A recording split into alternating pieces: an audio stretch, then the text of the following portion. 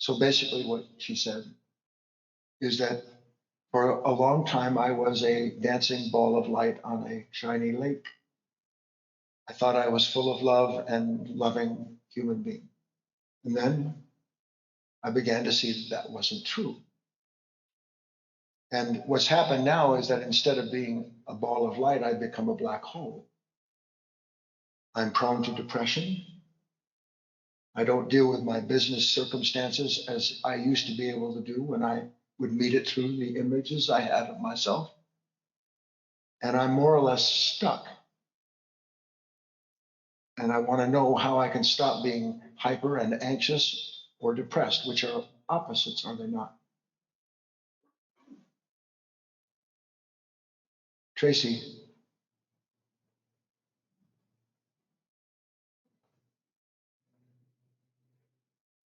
try and see that there is a part of you, of your consciousness, as is true for everyone else, that will accept any self in a storm. The self I used to believe and enable, I can't believe in and enable anymore. And now I don't know who I am. And so that same consciousness flips me to the other side, the opposite of the very thing that I was identified with before. And now I'm identified with being anxious and hyper. Conditions trigger something that I didn't know was inside of me and that I've always believed was created by the condition being set against me or unfavorable to my best interests.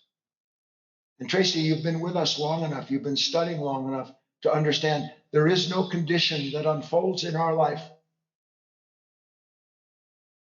that isn't a creation of a certain set of forces dedicated to bringing about a balance in something that is unbalanced. It's funny, Tracy, just last night in the middle of the night, I had an idea and I got up and I dictated it to myself. I send myself text messages.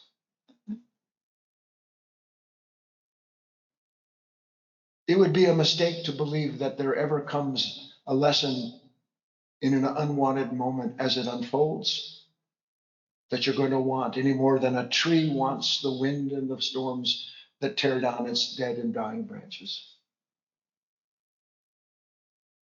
The image of ourselves as being stalwart and knights and brave and all the rest of that comes quickly crashing down when the storm comes. Instead of understanding the purpose of the storm isn't to reduce you, Tracy, to someone who is now the opposite of what you imagined before. It's to help you see that you are nothing that you can imagine and never have been, and that you must stop identifying with these things, because only seeing that that self doesn't care what it gives you to feel. One day you'll see this. This consciousness, which is a level of being, does not care what it does against itself, no matter how horrible it is to the self that's embodying it. It doesn't care. And when you get that, you'll start to understand the task is to be aware of that consciousness and the proclivity to identify with left and right, dark and light.